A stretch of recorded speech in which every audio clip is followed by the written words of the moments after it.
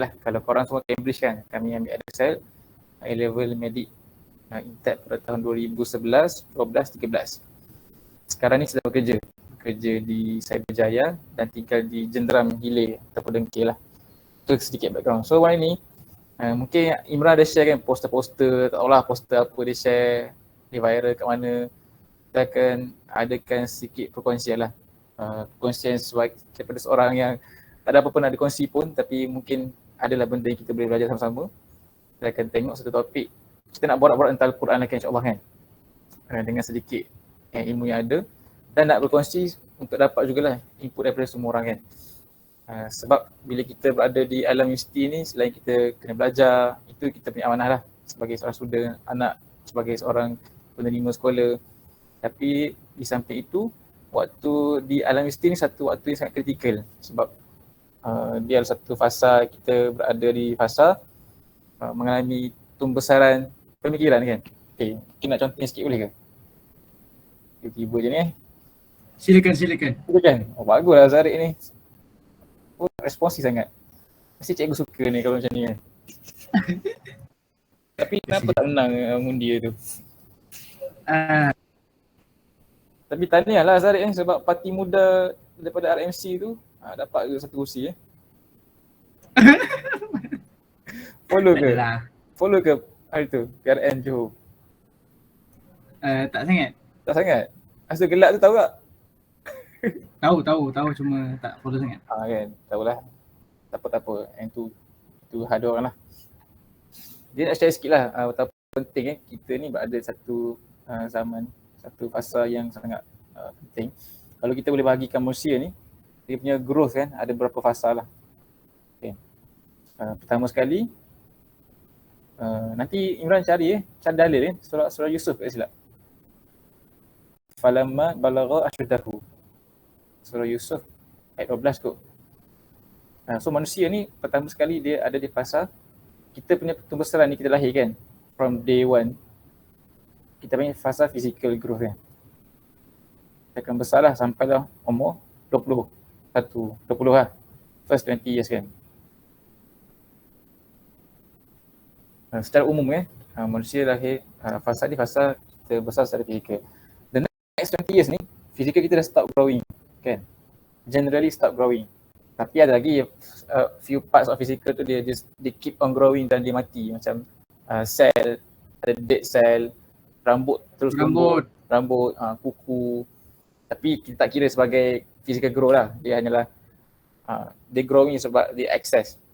Okay, lepas tu fasa berikutnya kita akan masuk ke fasa kita ni mula grow dari segi pemikiran kan. Pemikiran kita ni. Alamak tak nampak lah santuk sangat ni. Pemikiran.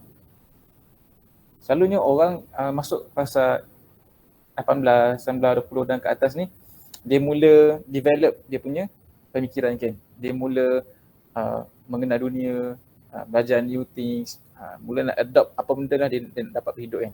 Waktu kecil kita tak fikir benda ni. Kita main, kita nak berpeluh, kita nak. Tapi bila masuk fasa the second phase ni, mula fikir tentang mula banyak fikir kan. Dah fikir masa depan, nak buat rumah kat mana nanti, kerja apa, dah ada perkembangan pemikiran kan. Kalau nak dah ada tujuan hidup masya-Allah kan. Dah mula ambil tahu tentang isu semasa. Ini fasa banyak orang ataupun manusia ni berada fasa berkembangnya pemikiran mereka kan. Dan dikatakanlah fasa ketiga ni adalah fasa baru spiritual kan. Spiritually punya growth lah. Masuk 40-an tu baru orang kata mula fikir mati. Tapi tak apalah itu kan. Sebenarnya benda ni disebut dalam Quran kan. Semasa Allah SWT, jumpa dah Imran ayat ni. Dah paste kat sini kan. Kalau kita boleh tengok surah Yusuf ni, dia share ringkas lah. Allah SWT menceritakan satu phase Nabi Yusuf ni dia membesar, grow, phase physical. Kemudian sampai satu period Allah kata Allah berikan dia ni apa? Kenabian kan. Hikmah dan kenabian. Apa ayat tersebut? Tadi kan atainahu hukma wa ilman.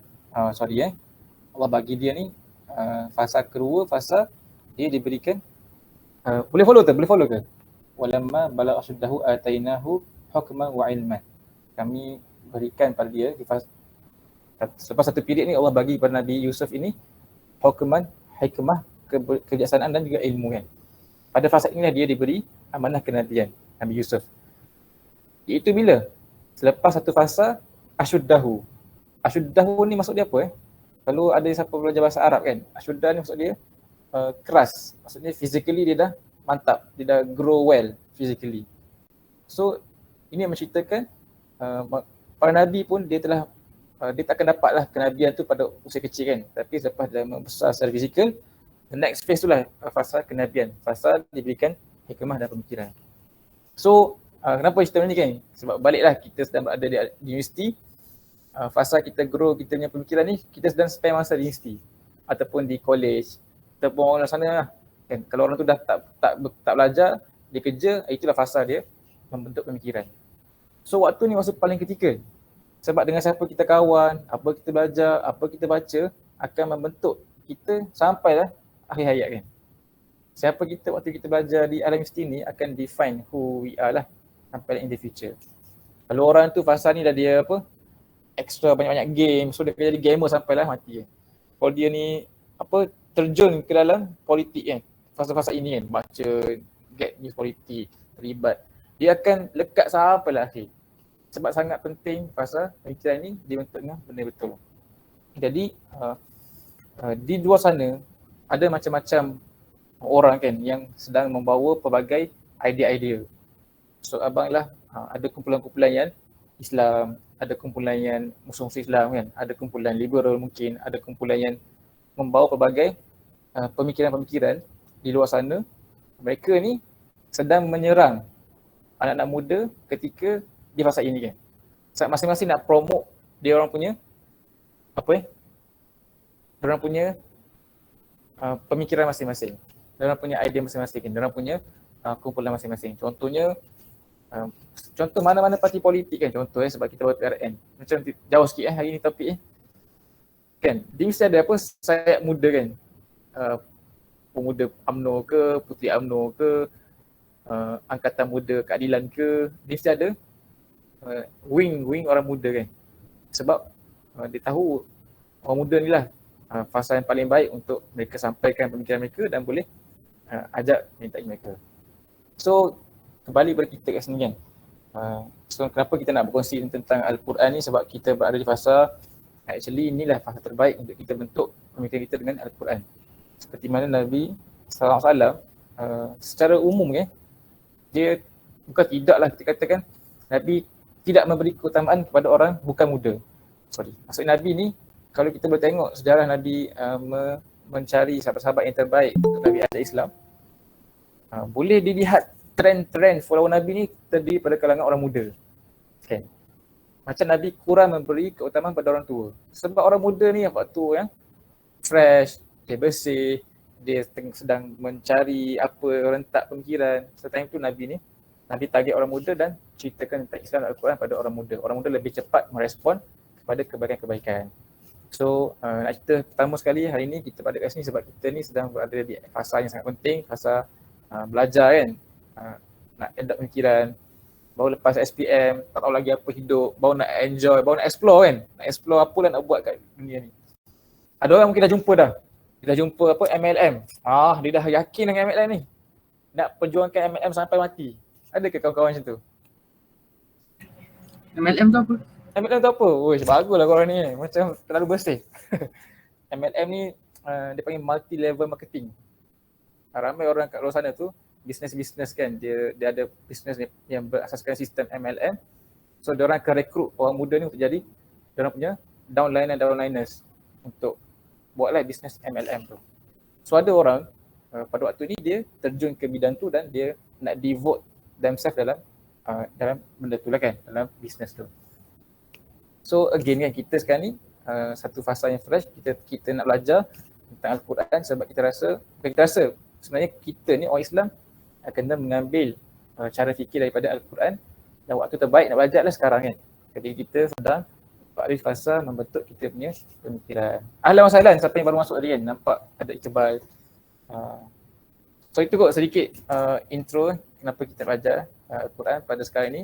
Sebab nak bagi jelas, selain kita kena belajar sebab di JMI, tapi kita nak manfaatkan jugalah masa muda kita ni dengan membentuk cara pemikiran kita ni supaya kena dengan apa yang dibawa oleh Al-Quran kan. So apa yang saya akan kongsi ni, saya akan share topik yang panjang lah, tapi mungkin dia akan bersiri kan. Dia akan ada few siri lah insyaAllah kalau kita ada masa dan diberikan kesempatan oleh Allah SWT. Kita akan tengok perkara ni untuk satu tempoh lah insyaAllah kan. Tak keluar sekejap tak keluar dah.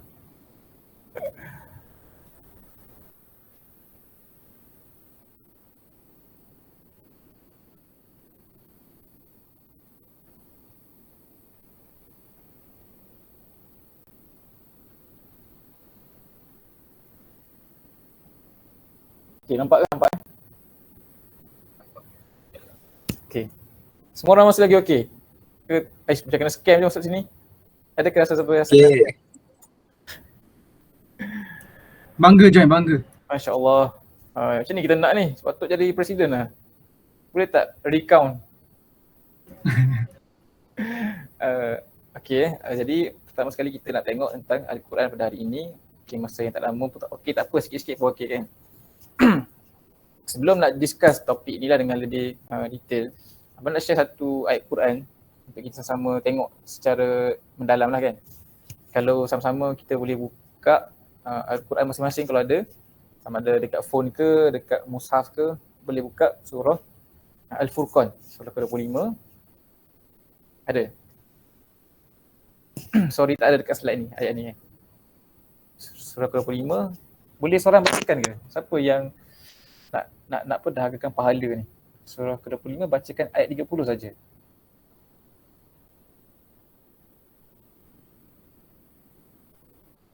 Ayat ke-30. Kita bagi audience kita bacalah, jangan Imran baca. Okay. Siapa nak baca?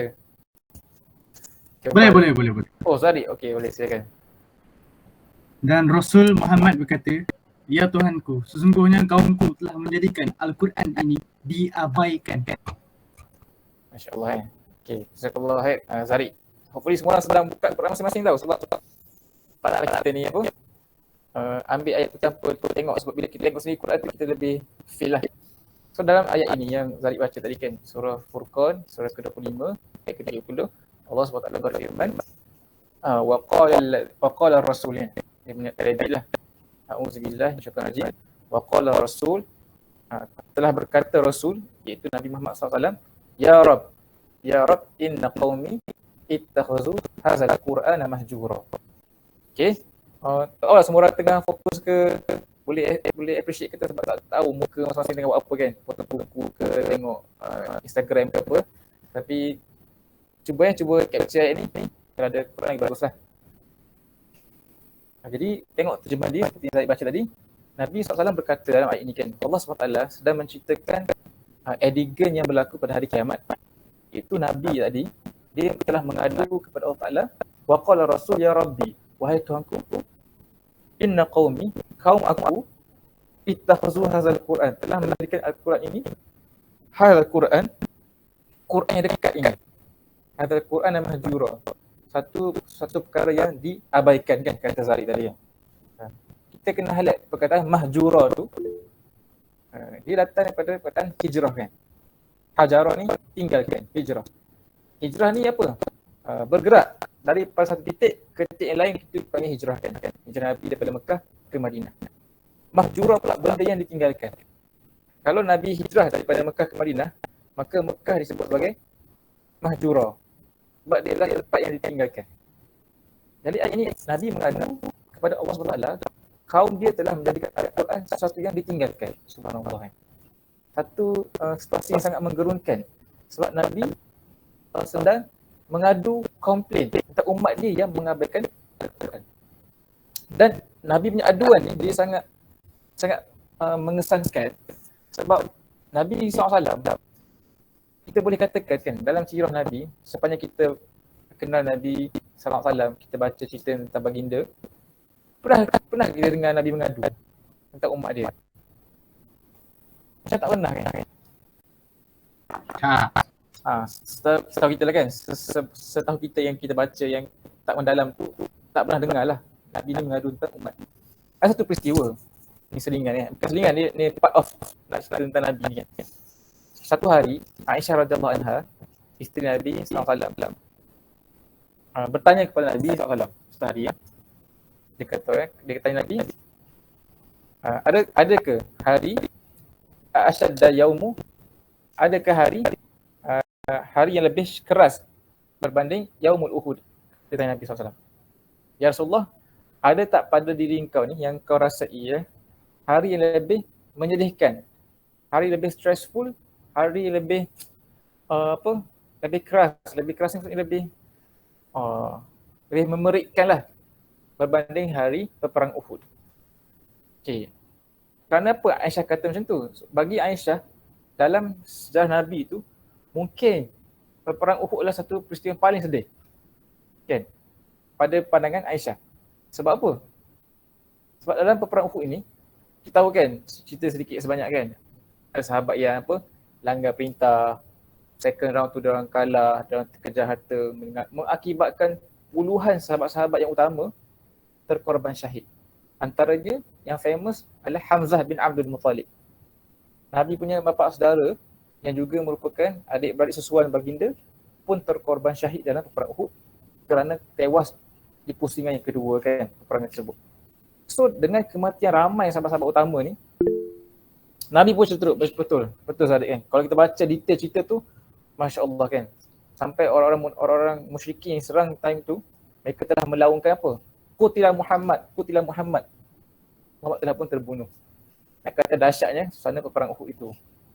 So bagi Aisyah, mungkin ini peristiwa paling sedih, paling perik dan paling hebat yang diuji Nabi SAW. So tanya Nabi, adakah hari yang lebih memerikkan berbanding peperang Uhud ni? Agak-agaknya jawapannya apa? Ada ke tak? Macam mana? Agak-agaknya ada ke tak? Tak tahu lah kan? Jawapan dia ada. Jawapan dia ada. Rupanya ada hari yang lebih memerikkan berbanding hari Uhud di dalam apa yang Nabi rasai. Iaitu Nabi kata pada hari dia diusir oleh Bani Thaqif.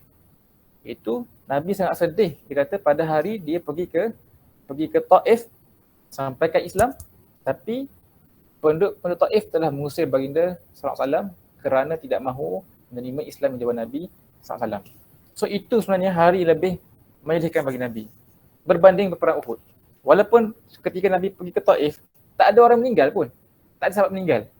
Tapi Nabi ni, dia punya kesedihan bukanlah bila sahabat-sahabat meninggal. Dia sedih bila umat dia reject apa yang dia bawa kan. Tapi kan, kalau kita bacalah sedihlah Taif ni. Diorang baling batu, diorang dah susun budak-budak kecil, orang gila beratur sepanjang Nabi tu. Nabi lalu je mereka baling batu sampai diceritakan darah yang mengalir dekat kaki Nabi tu mengalir dekat slipper kan. Kalau jalan tu bunyi macam slipper basah tu. Sebab berlumuran dengan darah. Sangatlah menyedihkan peristiwa berlaku pada hari itu. Sampai malaikat turun berjumpa dengan Nabi, offer kan. Kalau kau nak kami azab mereka ini, sekarang juga kami boleh menghempapkan penduduk Taif dengan gunung-gunung kan. Tapi Nabi kata apa? La, jangan. Tapi siap berdoa lagi, inna qaumi la ya'lamun. Nabi kata dia doa kerana jangan azab mereka. Sesungguhnya kaum aku ni kaum yang jahil, tak tahu. Aku berdoa semoga Allah Ta'ala mengeluarkan daripada tulang suli mereka ini zuriat-zuriat yang akan menyembah Allah SWT. Maksudnya dalam peristiwa yang sedih ni, Nabi tak komplain. Faham ke dia punya cerita relation je, kenapa kita cerita ni? Boleh connect the dot tak? Ke jauh sangat? Dalam macam mana Imran? Okey. Boleh? Imran macam boleh, yang lain tak boleh kan? Maksudnya dalam peristiwa Taif ni kan, walaupun dia lah hari yang paling sedih bagi Nabi tidak pun komplain tentang kaum dia yang menolak dakwah dia ketika Taif. Tapi dalam ayat Quran yang kita baca tadi dengan Zarid tadi kan, Nabi menyampaikan rungutan, inna qaumi ittakhadhu hadzal Qur'ana mahjura. Masya-Allah kan. Sepatutnya kita sebagai umat Nabi, bila kita baca ayat Quran ni kan, surah ke-30, surah ke apa ni? Surah ke-25, surah ke-30. 25 ayat 30. Ayat ke-30. Kita kena rasa, sedihnya. Siapa yang buat Nabi terasa ni? Siapa yang buat Nabi merungut ni kan? Sebab Nabi tak pernah merungut dalam hidup dia. Tiba-tiba di akhir hayat kelak, di akhir zaman, Nabi menyampaikan rungutan dan komplain dia kepada Allah SWT. Kaum dia telah ittakhazu hadzal Qur'ana mahjura. Menjadikan Al-Quran satu benda yang diabaikan. Siapakah mereka ini? Kaum dia. Siapa kaum dia? Kita sebagai mereka Nabi Muhammad SAW kan. So kita takut kita kemungkinan termasuk dalam kalangan mereka-mereka yang ittakhazu hadzal Qur'ana mahjura kan. Sebab kita mungkin dekat dengan Al-Quran, baca Al-Quran. Kita simpan Al-Quran dalam poket, dalam phone kan. Ada dekat dashboard kereta, ada satu dalam bilik, satu dalam rumah, satu dekat kelas, berpuluh-puluh dekat masjid. Dekat jarak kita dengan Quran, tapi dia dekat by distance physically tapi jauh daripada pengamalan kan. Mahjura daripada dihayati kan. So kerana itulah kita nak discuss hari ni kan. Macam mana kita nak menambaiklah kita punya hubungan dengan Al-Quran. Kita nak tengok topik macam mana kita nak berinteraksi dengan Al-Quran, insya-Allah kan. Ni kau sedikit intro lah. Intro pertama. Okey. Boleh Zarid tak ada masalah. 10-10. So far okey ke? Macam mana? Okey. Faham. Terima kasih. Jazakallah. Okey. Baik. Okay. So pertama sekali tadi situasi di mana Nabi menceritakan rungutan dia ada kaum dia nanti akan mengabaikan Al-Quran ni kan. So hari kita nak tengok kan macam mana kita nak improve tambah baik hubungan kita dengan Al-Quran. So topik kita ni kita akan mula sekarang insya-Allah kan. Sebelum tu nak tengok sikit kan. Ni dah bagi jawapan lah. Siapa yang semua orang kat sini belajar bio lah atau belajar sains kan? Topik ni bio ke sains Respons bio. Dia kalau specifically bio lah, tapi kalau orang tak nak bio mungkin belajar tak dalam sains yang umum tu? Belajar ke? Ya belajar ni topiknya. Boleh tak siapa yang tolong huraikan sikit gambar ni ataupun apa dia punya mesej gambar ni? Siapa yang ingat lagi yang topik ni? Afiq macam ingat Afiq?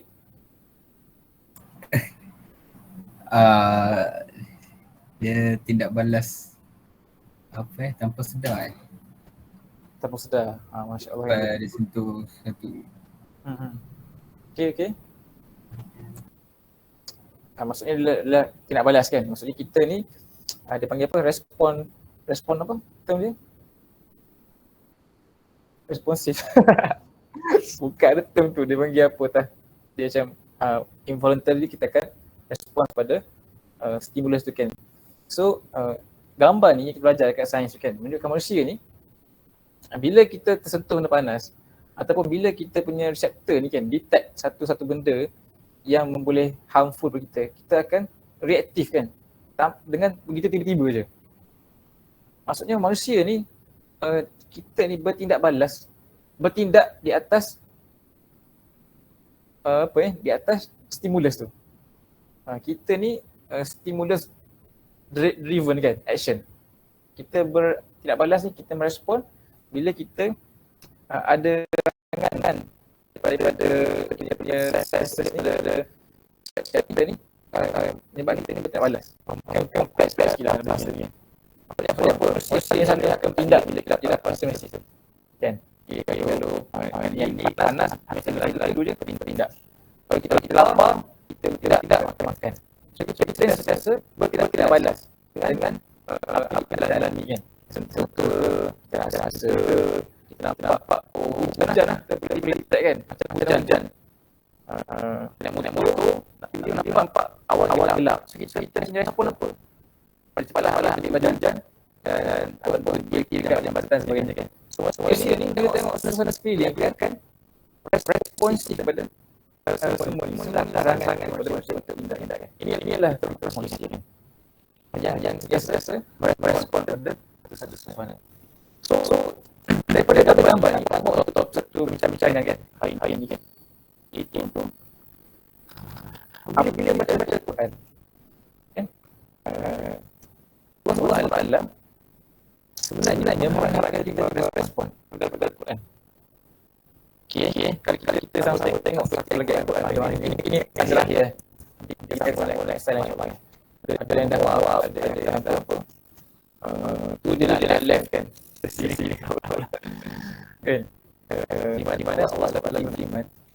Apa lagi yang ni boleh mendapatkan elit dia. Balik kembali. Ya, saya. Kita bacakan tu teks Arab Quran. Teks Arab. InsyaAllah. Bismillahirrahmanirrahim. Ya ayyuhalladzina amanu istajibu lillahi wa lirrasuli idza da'akum lima yuhyikum. Wa'lamu anna Allaha yahulu bainal mar'i wal qalbi wa annahu ilaihi tuhsyarun. Baca sebelum Japan. Kita pernah kenal ke? Sebelum ya. Belum pernah jumpa lagi. Sekarang dia baca juga lah. Sebelum juga. Sebelum ni soalan apa? Ni Salam Syah. Al-Syah dekat Teraya. Teraya kan? Sas. Asas. Okay, bagus. Mana? Jangan tinggal. Segamat. Jauh. Sekarang balik mari dah itu. Itu balik juga. Ya, di sana. Dia kan. Tapi balik undi lah, tak undi pun. Undi. Alhamdulillah, bagus. Alhamdulillah, Allah kebahagiaan baca semua kan. So dalam orang ayat ni, ayat ni kata Allah Taala berfirman, surah Al-Anfal surah ke-8 ayat 24. Ya ayyuhalladzina amanu. Pertama sekali Allah Taala berkata orang beriman. Kita jangan rasa ini restu orang lain. Kita semua orang beriman kan. Inilah panggilan kita semua Iqbal, Afi, siapa yang ni kan, Irfan, Adam. Ini adalah seruan daripada Allah Taala kepada kita semua. Wahai orang beriman. Tapi Allah kata sebab Allah sebab semua yang beriman ini sebab itu. Kata apa? Istajibu. Ada ke sejarah di Arab Ada sekolah background ambil SPM ada. Ada yang aku. Tak. Sains kan sebab dia sains tak. Dah kata merah tu kan. Ada bahasa Arab dia fi'il amr. Fi'il amr yang perintah.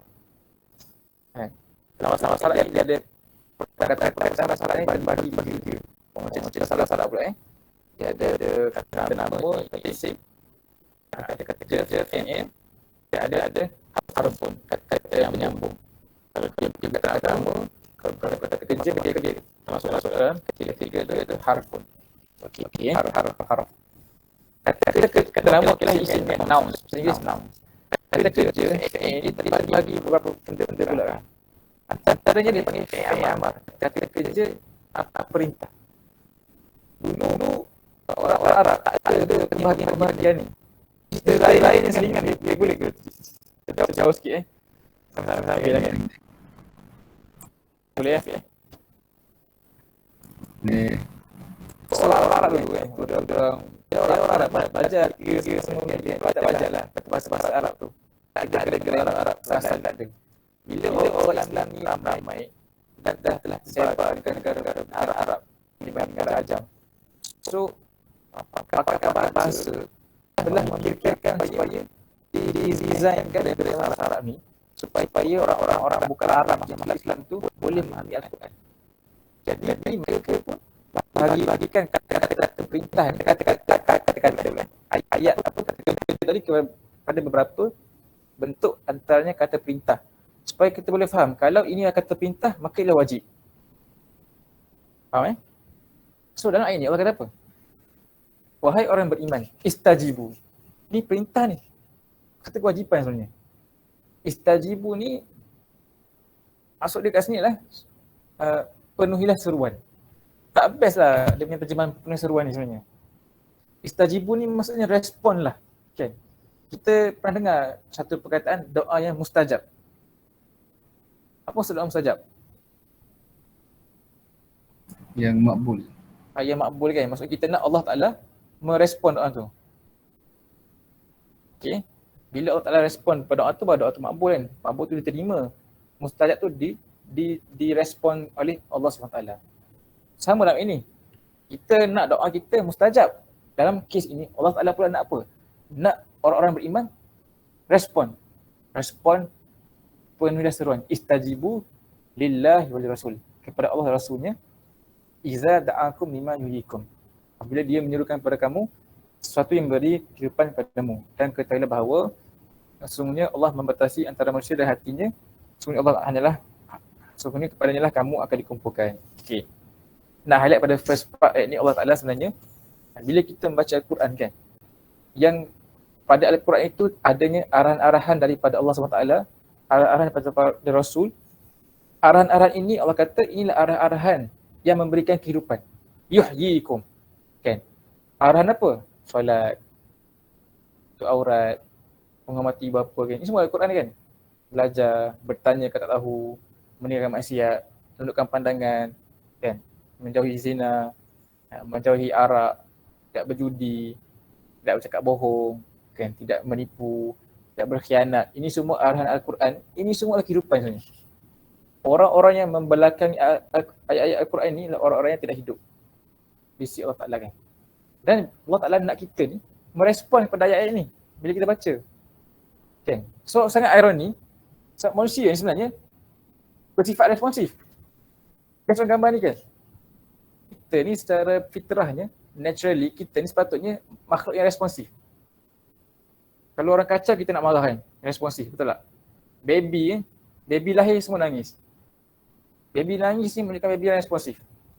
Kalau doktor-doktor sambut baby kan, kalau baby tak lahir pula. Kalau baby lahir tak nangis, mereka akan risau. Ini case emergency. Saya ada isteri kerja doktor di bahagian ONG kan, yang memang jadi orang yang sambut baby. So memang baby lahir tu kita tunggu dia nangis. Kalau dia tak nangis tu kita kena risau. Sebab naturally manusia tu dia responsif. Kenapa dia nangis? Sebab dia keluar dari tempat tu, masuk alam baru kan. Jadi dia nangis lah sebab dia nak menunjukkan dia tak selesa dengan tempat tu. So manusia ni memang naturally dia responsif. Kan? Orang marah kita rasa. Orang ni kita rasa. Yang tak responsif ni apa? Apa contoh benda yang kita kacau dia macam buat dek je? Yes. Dia tak hidup. Siapa? Orang tak hidup, okay, betul, orang mati kan, tak responsif. Kadang-kadang lembu tak jalan nak. Susah betul nak bagi dia lalu jalan tu. Horn macam dia adalah king of the road. Dia tak responsif kan. So macam lambat lah, dia respon tapi sangat lambat kan. So sebab dia apa, lembu macam tu, nature dia. Berbeza dengan manusia ni sepatutnya makhluk yang responsif. Tapi kenapa bila kita baca Quran kita respons? Ini bukan soalan hukum maksudnya generally kan. Peramai bagi kita ni sebenarnya merespon Al-Quran. Kan? Kalau kita semua umat Islam yang baca Quran, ramai umat Islam baca Quran ni. Umat Islam baca Quran ni rasa semua orang Islam baca Quran kan. Especially bulan Ramadan. Nak khatam Quran. Tapi kenapa tak berubah-ubah lagi? Tak tinggalkan maksiat. Tak jadi hebat seperti pada zaman sahabat. Mungkin kerana kita ni tidak merespon pada Al-Quran. Satu benda yang ironi kan. Kita adalah makhluk yang responsif sifatnya. Tapi bila kita baca Quran, kita tak respon. Padahal Allah Ta'ala menuntut kita ini istajibu. So, kerana apa benda ni berlaku? Mungkin kerana cara kita interact dengan Al-Quran itu ada lacking kan. Cara kita membaca tu, cara kita berinteraksi tu lacking menyebabkan kita ni tak responsif kepada ayat Al-Quran. So Allah Alam, nanti kita akan tengok pada minggu depan insyaAllah kan, apa yang berlaku kepada para sahabat bila mereka terima Al-Quran, apa yang mereka buat ataupun macam Nabi ni mendidik mereka ni sampai mereka boleh merespon dengan ayat Quran berubah 180 darjah kan. Tapi bukan main insyaAllah kan. Allah Alam cukup sedikit sesi lah insyaAllah kan. Hari ni kita discuss tentang Quran turun untuk kita merespon. Pertama kali kita discuss tadi, kita ni berada di fasa kena belajar mencari kan ilmu untuk membentuk kita punya pemikiran, dan sebaik-baik cara nak bentuk pemikiran ni melalui neraca Al-Quran. Yang pertama. Yang keduanya, di zaman sekarang umat Nabi sedang mengabaikan Al-Quran, dan benda ni sangat sedih kerana akan dikomplain Nabi SAW. Yang ketiganya, Allah SWT, manusia ni makhluk yang responsif, tapi bila comes to Al-Quran, dia jadi terbalik, tak respon, baca tapi tak ada tindakan daripada Al-Quran. Satu benda yang sangat pelik lah yang berlaku, mungkin kerana cara kita tu tak kena. So itulah kita akan tengok nanti insyaAllah. Allah Alam, mungkin kot Imran ataupun yang lain ada soalan tanya sebelum kita tangguh kan.